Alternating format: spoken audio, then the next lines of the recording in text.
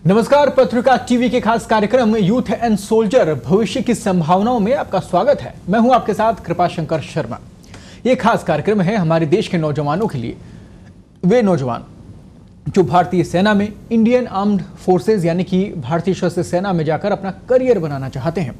दोस्तों, आज का टॉपिक है मिलिट्री एविएटर यानी कि पायलट, यानी कि भारतीय सशस्त्र सेनाओं में मिलिट्री एविएटर आखिरकार आप कैसे बन सकते हैं। साथ ही इस कार्यक्रम में आप जानेंगे इस विषय से जुड़े आपके जहन में उठ रहे हर सवाल का जवाब। तो चलिए अब आपको रूबरू करवाते हैं हमारे खास मेहमान कर्नल RS भंडारी से, जो आपको बताएंगे कि आखिरकार भारतीय सशस्त्र सेनाओं में मिलिट्री एविएटर यानी कि पायलट आप कैसे बन सकते हैं, कैसे आपको मौका मिल सकता है। सर, बहुत बहुत स्वागत है आपका पत्रिका टीवी में। नमस्ते। दोस्तों, मैं आपको बता दूं कि कर्नल भंडारी सैनिक स्कूल चित्तौड़गढ़ है और राष्ट्रीय रक्षा अकादमी से हैं। वे 33 साल से सेना में विभिन्न पदों पर रहे। इस दौरान वे प्रेसिशन रेजिमेंट के कमांडिंग ऑफिसर और भर्ती निर्देशक भी रहे हैं, जो भर्ती से ही संबंधित मानी जाती रही है। वे अभी मार्गदर्शन, एडवाइजरी एंड कंसल्टेंसी सर्विसेज के संस्थापक हैं, जो कि करियर बिल्डिंग, सिक्योरिटी और फायर सेफ्टी आदि में काम करती है। कर्नल में युवाओं को सकारात्मक दृष्टिकोण के साथ प्रेरित करने, सलाह देने का जुनून है, जो युवाओं को आत्म खोज के मार्ग में पसंदीदा गंतव्य तक ले जाता है। और यही कारण है कि आपसे हर बार हम इनको रूबरू करवाते हैं और हर बार एक नए मुद्दे के साथ बात होती है सेना में भर्ती को लेकर। तो चलिए चर्चा की शुरुआत करते हैं और आज का हमारा टॉपिक है मिलिट्री एविएटर यानी कि पायलट कैसे बने भारतीय सेना में। सर, चर्चा की शुरुआत करते हैं और पहला सवाल मैं दर्शकों के लिए लेना चाहूंगा। भारतीय सशस्त्र सेनाओं की हम बात कर रहे हैं, इन बलों में मिलिट्री एविएटर पायलट बनने के लिए आवश्यक गुण क्या होते हैं? हमारे टॉपिक की शुरुआत यहीं से करते हैं। रेवेन का जो चश्मा है जी, उसका नाम ही एविएटर चश्मा है। तो ये चाहत बच्चों में एक डिज़ायर होता है, चाइल्डहुड ड्रीम होता है कि मैं एक पायलट बनूं। ये आम तौर से हम सब सुनते आए हैं और ये फ्लाइंग का जो प्रोफेशन है ये अपने आप में बहुत ही रोचक और कठिन भी है। तो इसमें क्या है कि जो आज की डेट में देखा जाए तो सिविल के अंदर अगर पायलट बनना है तो बहुत एक्सपेंसिव है, बहुत महंगा है, खर्चीला है। तो सेना में अगर आप पायलट बनते हैं तो वो आपके लिए एक सुविधाजनक होता है, आपके लिए फाइनेंशियली बहुत खर्चा है ही नहीं, एक तरीके से समझिए आप। जी। तो इसमें ये है कि ये जैसे मैंने बताया कि ये इसमें डेयरिंग की भी ज़रूरत है, डेयरनेस होनी चाहिए आपके अंदर। तो सबसे पहली तो बात ये है। दूसरी बात ये कि आप फिज़िकली फिट होने चाहिए, मेंटली अलर्ट होने चाहिए, इमोशनली स्टेबल होने चाहिए और आपके अंदर ट्रेमेंडस करेज होना चाहिए, जो बात मैं पहले कह रहा था। उसके अलावा क्योंकि आप आर्म फोर्सेस के ऑफिसर हैं तो आपके अंदर ऑफिसर लाइक क्वालिटीज़ होनी चाहिए। और सबसे इम्पॉर्टेंट बात जो आप में होनी चाहिए पायलट बनने के लिए मिलिट्री के अंदर, वो है फ्लाइंग एप्टीट्यूड। सबसे ज़्यादा ज़रूरी है, आप में फ्लाइंग एप्टीट्यूड होना चाहिए। ये आपके लिए बेसिक है, सबसे महत्वपूर्ण बात है। सर, ऐसे में क्या आकांक्षित तीनों सेवाओं की हम बात करें, हम army, navy and air force में किसी में भी मिलिट्री एविएटर बना जा सकता है? सशस्त्र बलों में पायलटों की अनुमानित संख्या क्या है वो भी आप इसमें ज़रूर बताइएगा इसके बाद में। लेकिन तीनों सेनाओं की सबसे पहले हम बात करें तो इनमें मिलिट्री एविएटर बनना क्या संभव है? आमतौर से हम सब समझते हैं कि एयरफोर्स में ही पायलट होते हैं। बिल्कुल, तीनों में, आर्मी, नेवी, एयरफोर्स, तीनों खुले हैं ये मिलिट्री पायलट बनने के लिए। इसके ये खुला है अनमैरिड मेल और फीमेल्स के लिए जी। और इसके रोल अलग अलग हो सकते हैं। आर्मी में रोल अलग है, नेवी और एयरफोर्स में अलग रोल है, मिशन अलग अलग होता है, पर तीनों में खुला हुआ है। और सैंक्शन स्ट्रेंथ जो है अपने देश के अंदर, आर्मी के अंदर है 794, नेवी के अंदर है 735 और एयरफोर्स के अंदर है 4231। तो ये सैंक्शन स्ट्रेंथ है पायलट्स की। तो आप देखेंगे कि एयरफोर्स में सबसे ज़्यादा है, आर्मी और नेवी में उसके 1/4 के करीब है। हाँ, तो ये पूरी सीक्वेंस ज़रूर रहेगी, इसमें अलग अलग क्राइटेरिया इसमें रहेगा और सीटें कितनी रहेंगी, भर्ती को लेकर क्या कुछ स्थिति रहेगी, वो हम इसमें बात कर रहे हैं। कर्नल साहब आपको लगातार अपडेट बता ही रहे हैं। और सर, इसी से जुड़ा एक और मैं सवाल इसमें लेना चाहूँगा कि संख्याओं को लेकर आपने स्थिति साफ की है, पर ऐसे में कोई भी व्यक्ति इसकी तैयारी करता है, कोई भी व्यक्ति मिलिट्री एविएटर यानी कि पायलट बनने के लिए ख्वाब संजोता है, तो बात हम फाइनेंशियल स्टेटस की भी कर लें, कितना खर्च करना पड़ता है? देखिए, अगर आप डायरेक्टली जा रहे हैं बिना कॉमर्शियल फ्लाइंग लाइसेंस लिए हुए, तब तो आपका नेग्लिजिबल खर्चा है या कोई खर्चा ही नहीं है। बट अगर आप कॉमर्शियल पायलट पहले क्वालिफाई करके जाते हैं तो नेचुरली कॉमर्शियल पायलट बनने का जो खर्चा है वो भुगतना पड़ता है। बट अदरवाइज़ एक बार आप सेना में गए हैं तो उसके बाद में आपको कोई खर्चा नहीं है। यानी कि सेना में जाने के बाद में आपको खर्चा नहीं होगा, लेकिन अगर आप डायरेक्ट कमर्शियल पायलट के रूप में जाते हैं तो फिर आपको पे करना होगा, जो कुछ भी उसकी तैयारी को लेकर है, सारी स्थितियों को लेकर है। सर, एक और महत्वपूर्ण सवाल मैं इसी से जुड़ा हुआ इसमें शामिल करना चाहूँगा। पायलट एप्टीट्यूड टेस्ट व्यक्ति के किस कौशल का मूल्यांकन करता है? जो पायलट एप्टीट्यूड टेस्ट होता है जी। ये बेसिकली ट्रेनिंग, क्या एक कैंडिडेट फ्लाइंग के लिए सूटेबल है या नहीं है, ये टेस्ट उस एम से किया जाता है।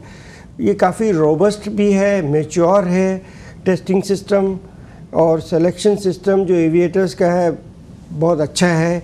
और इसमें क्योंकि इसमें बहुत ट्रेनिंग इन्वॉल्व होती है, बहुत कॉस्टली है फ्लाइंग का किसी को ट्रेन करना, इसलिए ये जानना ज़रूरी है कि एप्टीट्यूड उस कैंडिडेट में है या नहीं। ना इसमें क्या होता है कि जो फ्लाइंग है, चाहे वो प्लेन की हो चाहे हेप्टर की हो, इसमें आप में प्रिसीजन स्किल्स होनी चाहिए। प्रिसीजन स्किल का मतलब है कि बारीकी की आप में स्किल्स होनी चाहिए।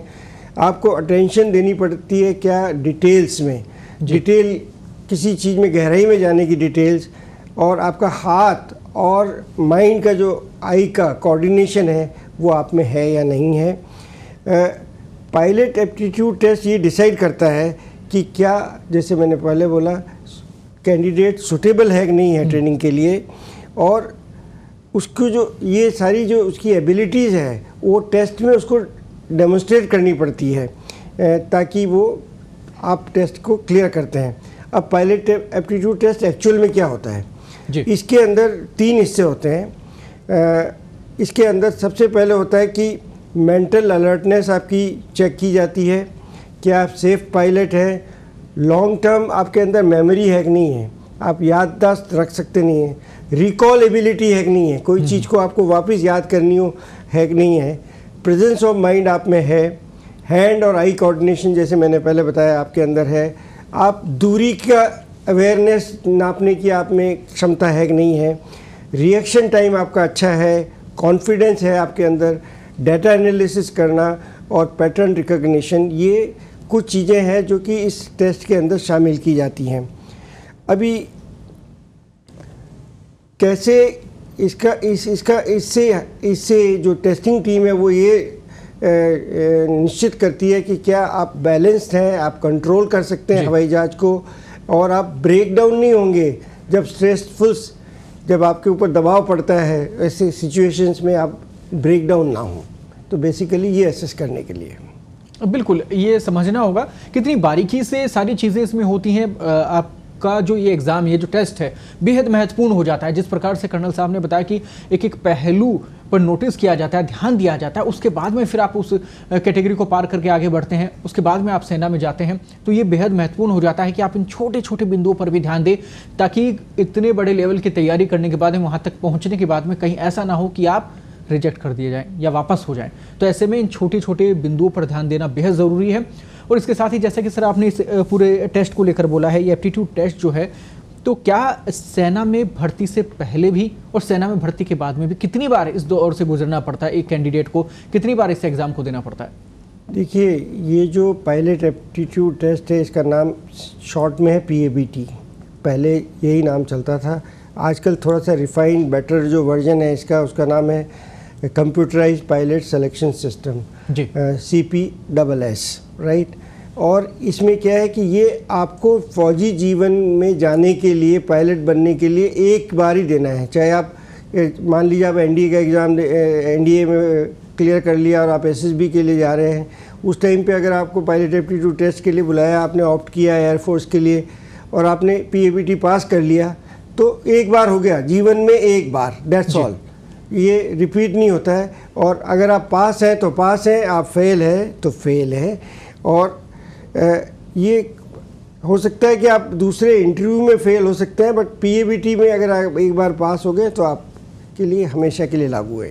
ये बहुत अच्छी बात है, यानी कि ये आपका केंद्र बिंदु होना चाहिए। आप इसकी हिसाब से तैयारी करें, इस प्रकार से तैयारी करें ताकि आपको यहाँ रिजेक्शन ना मिले। एक बार आप ये क्लियर कर लेते तो फिर सफलता आपके हाथों होगी। एक और सर इसी से जुड़ा हुआ महत्वपूर्ण सवाल मैं लेना चाहूँगा। आपने बोला पीएबीटी, ये जो टेस्ट है इसमें क्या शामिल किया जाता है? क्या ये सीपीएसएस से अलग है? ये भी थोड़ा सा हमारे दर्शकों को आप बताएं ताकि कहीं कन्फ्यूज़न उनको ना रहे। जैसे मैं पहले बता रहा था कि पीएबीटी का बेटर वर्जन है सीपीएसएस, पहली बात तो ये है। अब इसके 3 हिस्से होते हैं। पहला ये एक ही दिन में होता है टेस्ट, पहली बात ये समझ लीजिए आप। पहला होता है इसमें इंस्ट्रूमेंट बैटरी टेस्ट, INSB बोलते हैं, जो कि पेपर पेंसिल का टेस्ट है। उसके बाद में होता है सेंसरी मोटर एपरेटस टेस्ट, उसको बोलते हैं SMA, ये एक तरह से मशीन टेस्ट है। और तीसरा होता है कंट्रोल वेलोसिटी टेस्ट, CVT, ये भी एक मशीन टेस्ट है। और अगर CPSS कहीं पर हो रहा है तो वो अपग्रेडेड वर्जन है। अब ये जो एप्टीट्यूड टेस्ट है, इसके लिए कोई स्पेसिफिक नॉलेज की ज़रूरत नहीं है जी। बट आपको मैं आपके ज़रिए से कैंडिडेट्स को ये एडवाइस करना चाहता हूँ, प्रोस्पेक्टिव कैंडिडेट्स को, कि आप इससे डरे मत। पहली बात, आपने अगर वीडियो गेम खेले हैं, जो मेरी एज पे मैं नहीं खेल पाया, बचपन में थे ही नहीं, तो आज की डेट में जो वीडियो गेम खेल रहा है और सक्सेसफुली खेलते हैं मशीन टेस्ट, तो वो मशीन टेस्ट से उसको डरने की ज़रूरत नहीं है। हाँ, ये ज़रूरी है कि आपको इसके लिए प्रिपरेशन करना चाहिए, क्योंकि अच्छा स्कोर लेने के लिए। और मैं ये कहूँगा कि आप अपनी फ़िज़िक्स, मैथ्स और इंग्लिश की रिवीजन ज़रूर करें इस टेस्ट में जाने से पहले। ये भी बता दूं कि पीएबीटी टेस्ट या सीपीएसएस पास करने के बाद में भी बहुत कैंडिडेट्स जब फ्लाइंग की ट्रेनिंग के अंदर सस्पेंड किए जाते हैं, वो क्लियर नहीं कर पाते हैं जी। क्योंकि वो फेल हो जाते हैं, फ्लाइंग वो लर्न नहीं कर पाते हैं। इसलिए घबराने की बात नहीं है। पास हो गए तो अच्छी बात है, और पास होने के बाद में भी ज़रूरी नहीं है कि आप पायलट बनेंगे, क्योंकि आप जब तक एस्टेब्लिश नहीं करेंगे कि आप फ्लाइंग वाकई में कर पाते हैं। सेना भर्ती में किस प्रकार से आप योगदान दे सकते हैं, किस प्रकार से सेना भर्ती के जरिए देश सेवा आप कर सकते हैं, वो रास्ते हम आपको दिखाते हैं। और जरिया होता है कर्नल साहब, कर्नल भंडारी, जो लगातार हर कार्यक्रम में शामिल होते हैं और आप तक महत्वपूर्ण पहलू वो पहुंचाते हैं, इन महत्वपूर्ण बिंदुओं की ओर आपका फोकस करवाते हैं ताकि कहीं आपसे कोई गलती ना हो जाए, वो मौका ना चूक जाएं आप जो सेना भर्ती की तरफ आपको लेकर जा रहा था। तो ऐसे में हर बार हम एक नया मुद्दा लेकर आते हैं। आज का मुद्दा है मिलिट्री एविएटर का, जिसको लेकर बातचीत हो रही है। कई महत्वपूर्ण विषयों को लेकर ब्रेक से पहले हमने बात की, और अब एक और महत्वपूर्ण सवाल मैं इसमें शामिल करने जा रहा हूं। सर, मिलिट्री एविएटर बनने के लिए विशिष्ट चिकित्सा और शारीरिक मानदंड क्या होते हैं, ये भी आप बताएं। ये बेहद महत्वपूर्ण सवाल है। बिल्कुल, बहुत ही इम्पोर्टेंट है कि आप सबके लिए जानना, दर्शकों की, ये जो मेडिकल एयरफोर्स या फ्लाइंग के लिए, मिलिट्री पायलट के लिए जो होता है, ये सख्त होता है। मेडिकल स्टैंडर्ड्स हायर हैं, हायर स्टैंडर्ड्स हैं नॉर्मल दूसरे ऑफिसर्स से। पहली बात तो ये। दूसरा है कि जो आपका विजन है वो एक आंख में 6/6 और दूसरे में 6/9 हो सकता है। बेस्ट है 6/6 दोनों में हो तो बहुत ही अच्छी बात है। अगर आप हैबिचुअली रेगुलर चश्मा पहनते हैं देखने के लिए, तो आप फिर एविएशन के लिए एलिजिबल नहीं हैं। ये इम्पॉर्टेंट बात है, ध्यान में रखें। और मिनिमम हाइट का जो रिक्वायरमेंट है वो 162.5 सेंटीमीटर्स है, और जो वेट हाइट का रेशियो है वो तो सब टेबल्स अवेलेबल है, जो NDA, IMA के या OTA की नोटिफिकेशंस में आते हैं, वो आप वहाँ देख सकते हैं।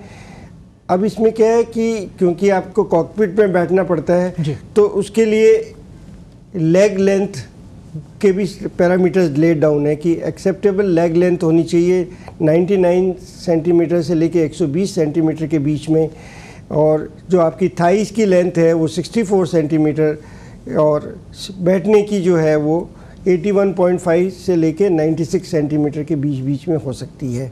तो ये जो मेडिकल के खास पैरामीटर्स हैं उस पर मैंने नज़र डाली है आपके लिए। ये महत्वपूर्ण विषय है। आप हेल्थ को लेकर बेहद ज़रूरी है, अगर आप इसकी तैयारी कर रहे हैं तो ध्यान दें अपनी हेल्थ पर भी, और जो इसके मापदंड हैं उसके लिए अभी से आप तैयारी शुरू कर दें। अगर आप पायलट बनना चाहते हैं तो ये कुछ महत्वपूर्ण बिंदु हैं जो कई बार जिनकी अवहेलना भी हो जाती है, कई बार छूट जाते हैं और फिर वो नुकसान देते हैं भर्ती के समय। तो ऐसे में अभी से आप तैयारी कीजिए, अपने आप को फिट रखिए, और क्या कुछ मापदंड है उनको आप ज़रूर ध्यान से पढ़ें। एक बार फिर से आप प्रोग्राम में भी आप इसे रिपीट करके भी देखें तो आपको कहीं कन्फ्यूज़न ना हो, आपको भर्ती में कोई परेशानी ना हो, इसके लिए आप अभी से तैयारी में जुट जाएं।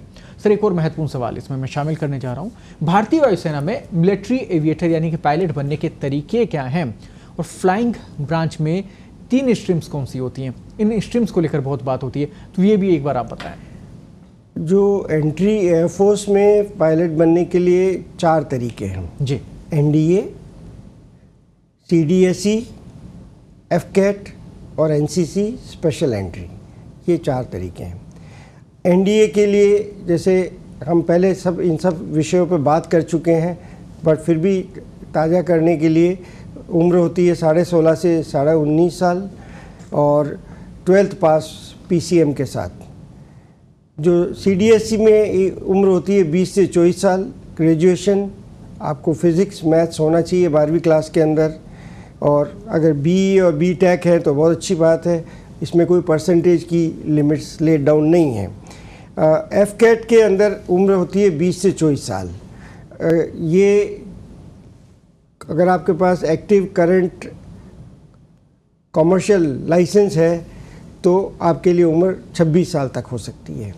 तो ये इम्पॉर्टेंट चीज़ आप नोटिस करें, और आपके पास में 50% मार्क्स आपने मैथ्स और फिज़िक्स में 12th क्लास में पाए होना ज़रूरी है। ग्रेजुएशन लेवल पे भी आपके ये होना चाहिए। अगर BTech कर रखा है या section A and B examination of associated membership of institute of engineering आपने किया है तो उसमें आपके मार्क्स होने चाहिए। एरोनॉटिकल सोसाइटी के द्वारा अगर आपने किया है तो उसमें 60% मार्क्स होने चाहिए। तो ये तो थे FCAT के बारे में। अभी NCC स्पेशल एंट्री जो है वो, अगर आपको हमारे पिछले एपिसोड्स का ध्यान होगा जिसने सुने हैं, तो कि ये जो NCC की स्पेशल एंट्री है इसकी रिजर्वेशन FCAT के एग्ज़ाम में रखी गई है। 10% वैकेंसीज जो फ्लाइंग की है, और जो CDSE में वैकेंसीज हैं उसमें से 10% NCC स्पेशल एंट्री के लिए रखी गई है। अब इसमें इम्पॉर्टेंट ये है कि आपके पास में valid NCC air wing senior division का C सर्टिफिकेट होना चाहिए, और इसकी वैलिडिटी है 2 साल की। ये इम्पॉर्टेंट है, जब से एडवर्टाइजमेंट आया है उससे 2 साल पीछे का हो सकता है। अभी आते हैं कि जब आप ये सिलेक्शन हो गया उसके बाद में आप फ्लाइंग ट्रेनिंग के लिए जाते हैं और आपकी कमीशनिंग होती है एज ए फ्लाइंग ऑफिसर। वो परमानेंट कमीशन भी हो सकता है, शॉर्ट सर्विस भी हो सकता है, जिस तरह की एंट्री आपने ऑप्ट की है जी। अब ये है कि जिसने शॉर्ट सर्विस ऑप्ट किया हुआ है किसी एंट्री के अंदर, तो उनको 14 साल का फुल पीरियड ज़रूर करना पड़ता है, क्योंकि आपके ऊपर देश ने खर्चा किया है फ्लाइंग के लिए, इसलिए उसका पीरियड 14 ईयर्स कंपलसरी है। और एक आपने इसी सवाल में एक चीज़ पूछी थी कि इसकी 3 स्ट्रीम्स कौन सी हैं। बहुत अच्छा सवाल है। एक तो है फाइटर पायलट होते हैं, ट्रांसपोर्ट पायलट्स होते हैं, और हेलीकॉप्टर पायलट्स होते हैं। तो 3 स्ट्रीम्स जो एयरफोर्स में हैं वो इस तरह की है। अब ये है कि आपको कौन सा मिलेगा, ये बेस होता है आपके परफॉर्मेंस के ऊपर, और जो आपकी फ्लाइंग स्किल्स आप डिस्प्ले करते हैं एयरफोर्स एकेडमी की फ्लाइंग की ट्रेनिंग के दौरान में, उसके ऊपर डिपेंड करता है। बहुत बड़ी बात है। यानी कि आप ट्रेनिंग के दौरान क्या कुछ कर रहे हैं, कैसे आप इन सारी चीज़ों को समझ रहे हैं और उसके बाद इम्प्लीमेशन उसका कैसे कर रहे हैं, ये बहुत मायने रखता है, क्योंकि वही फाइनल करवाता है कि आप आखिरकार कौन से पायलट बनेंगे तीनों स्ट्रीम्स में से। सर, इसमें फाइटर पायलट को लेकर बहुत ज़्यादा चर्चा की जाती है, बहुत ज़्यादा नाम होता है फाइटर पायलट को लेकर, जो रोमांच नज़र आता है, जो खतरा कहीं ना कहीं उनको लेकर आता है, उसके ऊपर भी सबका फोकस होता है। तो ऐसे में फाइटर पायलट के लिए आप ज़रा बताएं कि वो बनने के लिए किन खूबियों की ज़रूरत होती है, दर्शकों को ये भी बताएं। बहुत अच्छा सवाल है कि फाइटर पायलट सबसे रोचक और इंटरेस्टिंग पायलट्स के अंदर होता है। सबसे एक तरीके से कह दें कि सबसे महत्वपूर्ण माने जाते हैं। इनको ट्रेन किया जाता है एयर टू एयर कॉम्बैट के लिए, हवा से हवा के अंदर लड़ाई, हवा से ग्राउंड पे लड़ाई और इलेक्ट्रॉनिक वॉरफेयर के लिए। और ये कॉकपिट में रह के सब काम करते हैं, ये तीनों जो बातें मैंने बताई है। और ये इनका जो रिगार्ड है, इनकी जो पोजीशन है एयरफोर्स के अंदर, और ज़्यादातर जो एयर चीफ्स बनते हैं वो भी फाइटर पायलट्स में से ही बनते हैं ज़्यादातर। एक दो ट्रांसपोर्ट या हेलीकॉप्टर पायलट भी बने हैं चीफ। और ये सबसे चैलेंजिंग जॉब है। इसके अंदर ये है कि जो फाइटर पायलट है उसमें कुछ क्वालिटीज़ हैं जो कि उभर के आती हैं या दिखती हैं उनको सिलेक्शन के टाइम पे। एक तो करेज जी, क्विक थिंकिंग, बहुत जल्दी जल्दी सोच सकें, और जिसकी कि नर्व्स ऑफ स्टील होती हैं, मतलब उसकी सहन शक्ति ज़्यादा होती है। एटीट्यूड जो है उनका कॉन्फिडेंट होता है, और वो एक एग्रेसिव एटीट्यूड वाला बंदा भी चाहिए, मेजर्ड, जो मतलब समझदारी से एग्रेसिवनेस को यूज़ कर सके और मौका मिलने के ऊपर अपॉर्चुनिस्टिक होना चाहिए, क्योंकि टारगेट को एंगेज करना है। परसिस्टेंट होना चाहिए कोई चीज़ को करने के लिए, रिस्क टेकिंग की कैपेसिटी होनी चाहिए, सेल्फ अवेयरनेस और सेल्फ कंट्रोल। ये कुछ एक क्वालिटीज़ हैं जो फाइटर पायलट में जब ये ट्रेनिंग के दौरान में ऑब्जर्व की जाती है कि भाई ये है, तो वो फाइटर पायलट अच्छी फ्लाइंग के अंदर चुना जाते हैं। अच्छा, अभी फिज़िकल कंडीशन भी जो आपकी है वो टॉप क्लास होनी चाहिए। आपका विजन भी एक्सीलेंट होना चाहिए, आपकी हियरिंग और रिफ्लेक्सेस, ये दोनों भी बहुत ही उम्दा दर्जे के होनी चाहिए।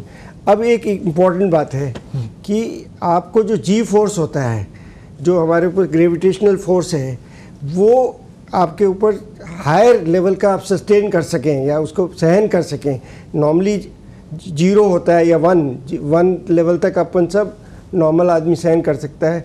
उनको फाइटर पायलट्स को अप टू 9 लेवल तक इसको सहन करने की क्षमता होनी चाहिए, क्योंकि जिस तरह से वो फ्लाई करते हैं। तो ये कुछ एक इम्पॉर्टेंट बातें हैं फाइटर पायलट के बारे में। बहुत महत्वपूर्ण पहलू हैं। देखिए, एक किताब में जो कुछ आप ढूंढेंगे, एक पूरे बाजार में जब आप निकलते हैं अपने लिए, इस विषय के लिए, इसे चुनने के लिए, इसकी तैयारी के लिए, तो बहुत जगहों से आपको सेलेक्ट करना पड़ता है, बहुत सारे मटेरियल आपको इकट्ठा करने पड़ते हैं। वो सारी चीज़ें महज आधे घंटे में कर्नल भंडारी आप तक पहुँचा रहे हैं। इसलिए इन टिप्स का आप ज़रूर ध्यान रखें, ताकि कहीं किसी भी प्रकार की कोई चूक ना हो आपकी तैयारी में, आपके मंजिल तक पहुंचने में। एक और महत्वपूर्ण सवाल मैं लेना चाहूँगा, दर्शकों से जुड़ा हुआ एक सवाल मैं लेना चाहूँगा इसमें, क्योंकि देखिए बात हो रही है वायुसेना को लेकर, बात हो रही है पायलट्स को लेकर, तो सीधे सीधे जहन में बात आती है वायुसेना की जब हम पायलट की बात करते हैं। पर ऐसे में नौसेना में क्या वायु शाखा होती है और उसकी बनावट क्या होती है, ये भी आप दर्शकों को बताएं। नेवी के अंदर नेवल एयर आर्म होता है जी। अभी ये है कि जो इनकी स्ट्रीम्स हैं नेवी के अंदर, इनकी भी 3 स्ट्रीम्स होती हैं। एक तो फाइटर पायलट्स होते हैं, फिक्स्ड विंग पायलट्स होते हैं, रोटरी विंग पायलट्स होते हैं। रोटरी विंग का मतलब है एक तरीके से हेलीकॉप्टर ही। नेक्स्ट बात ये कि इनका जो नेवल का एयरक्राफ्ट है, उनका जो काम है वो सर्च करना, लोकेट और एनिमी शिप्स को लोकेट करके फिर उनको, सबमरीन्स को लोकेट करके फिर उनको टारगेट करना। ना ये इसके अलावा जो हमारी खुद की नेवी के शिप्स वगैरह जो एसेट्स में सी के अंदर हैं या सी शोर पे हैं, उनको डिफेंसिव कवर प्रोवाइड करना, ये भी इनका काम है। ये जो हैं एविएटर्स, नेवल पायलट्स कहते हैं इनको, ये फाइटर एयरक्राफ्ट और हेलीकॉप्टर जो ऑपरेट करते हैं वो अपने ये जो एयरक्राफ्ट कैरियर जो बड़े शिप्स होते हैं, दो हैं हिंदुस्तान के अंदर, विक्रांत और विक्रमादित्य, उससे ऑपरेट करते हैं। और इसके अलावा कुछ ऐसे और भी शिप्स हैं जिससे ये ऑपरेट करते हैं, छोटे वाले हेलीकॉप्टर्स वगैरह। और ये कुछ ऑपरेशंस इनके जो पर्टिकुलरली जो मैरीटाइम रिकॉग्निशंस हैं, मतलब जो समुद्र की छानबीन वाले जो देखरेख वाले जो हवाई जहाज़ हैं, वो तो शोर से ही फ्लाई करते हैं। ये इनका काम है। जी, आपने हम जब बात कर रहे हैं एविएटर्स को लेकर, बात करें पायलट को लेकर, आपने 3 कैटेगरी बताई थी। मैं चाहूँगा कि आप दर्शकों को हेलीकॉप्टर पायलट और सेवा में विमान, जो सेना में विमानन सेवा है, कैसे किस प्रकार से कार्य करती है, सीमित शब्दों में आप ये भी एक बार दर्शकों को बताएं, क्योंकि समय सीमित है। तो मैं चाहता हूँ ज़्यादा से ज़्यादा जानकारी दर्शकों तक पहुँचे। सेना के अंदर जो आर्मी है, कि आर्मी में आर्टिलरी के पास में आर्मी एविएशन का पहले सबसे पहले होता था जी, AROP कहते थे उसको हम लोग। और तब हम ऑब्जर्वेशन पोस्ट की तरह से ऊपर से टारगेट एंगेज करना, और दूसरा रेकी मिशंस और कैजुअल्टी इवैक्यूएशन होता था। बट 1986 में आर्मी एविएशन कोर बनी जी। तो आर्मी के भी अभी अपने खुद के हेलीकॉप्टर्स हैं, और ये अटैक हेलीकॉप्टर कैटेगरी में भी आते हैं, लॉजिस्टिक सपोर्ट में भी आते हैं, आर्टिलरी लिफ्ट करने का, आर्टिलरी की गन्स को लिफ्ट करके ले जाने के काम आते हैं, कॉम्बैट ट्रांसपोर्टेशन मतलब लड़ाई के मैदान ट्रांसपोर्टेशन का काम भी करती है, और मेडिकल इवैक्यूएशन का काम करते हैं। ये रोल्स हैं इनके। ये रोल्स बहुत महत्वपूर्ण हो जाते हैं। और कहीं ना कहीं इस पूरी भर्ती को लेकर हमने कोशिश की कि आप तक वो सारी जानकारियाँ पहुंच पाएँ। हर बार दर्शकों का एक सवाल हम इसमें शामिल करते हैं, क्योंकि दर्शकों का इसमें कार्यक्रम में शामिल होना बहुत महत्वपूर्ण हो जाता है। इसलिए मैं चाहूँगा एक सवाल में इस बार के जो दर्शक हैं, जो लकी विनर हैं कहीं ना कहीं इस कार्यक्रम में शामिल होने वाले, उस दर्शक का मैं सवाल लेना चाहूँगा। जयपुर से राशि हैं, वो ये जानना चाहती हैं, अभी 11वीं कक्षा की छात्रा हैं, तीनों सेनाओं में वो किसको चुन सकती हैं, वो ये जानना चाहती हैं। 11वीं में साइंस स्ट्रीम है उनके पास में, क्या कहेंगे? 11वीं में साइंस स्ट्रीम है, दैट मीन्स PCM है, वो फिजिक्स केमिस्ट्री मैथ्स अपन ये मान के चलें। तो ये आपके लिए बहुत एवेन्यूज़ ओपन करता है। पहली बात तो NDA सबसे पहला लेवल जो जिस पे आप जा सकते हैं। नेवी के अंदर आप जा सकती हैं। नेवी की 2 एंट्रीज़ हैं 10+2 की, BTEC लेवल के ऊपर, आप उनमें जा सकती हैं। एयरफोर्स के लिए NDA का एग्ज़ामिनेशन के थ्रू है। अगर आप 12th लेवल पे जा रही हैं तो आपके लिए ये 3 ऑप्शंस, तीनों में ऑप्शंस हैं। 3 ऑप्शन आपके पास में हैं, आप अलग अलग तरीके से उसमें अप्लाई कर सकते हैं और ये आपके लिए रास्ते खोलते हैं। यानी कि आपके पास में भविष्य में करने को लेकर, आगे बढ़ने को लेकर संभावनाएं बहुत हैं। ये बेहद महत्वपूर्ण हो जाता है। पत्रिका टीवी आपको मौका दे रहा है कर्नल RS भंडारी से सवाल पूछने का। और यदि आप भी सेना भर्ती से जुड़ा कोई भी सवाल पूछना चाहते हैं तो हमें ईमेल करिए। पत्रिका की जो ऑफिशियल ईमेल आईडी है, आप उस पर अपना मैसेज भेज सकते हैं, अपना मेल भेज सकते हैं। इसके साथ ही कार्यक्रम में कमेंट बॉक्स में भी जाकर आप अपना कमेंट लिख सकते हैं, अपनी बात रख सकते हैं। कोशिश करेंगे अगले कार्यक्रम में उसे शामिल करने की। सर बहुत बहुत धन्यवाद। पूरे कार्यक्रम को आपने सार्थक बनाया है, पूरे कार्यक्रम को आपने सफल बनाया। दर्शकों के सवाल जो उनके जहन में उठ रहे होंगे, उनका जवाब आपने उन तक पहुंचाया है। बहुत बहुत धन्यवाद आपका। फिर आपसे मुलाकात होगी। फिलहाल मुझे दीजिए इजाज़त एक नए मुद्दे के साथ। फिलहाल नमस्कार।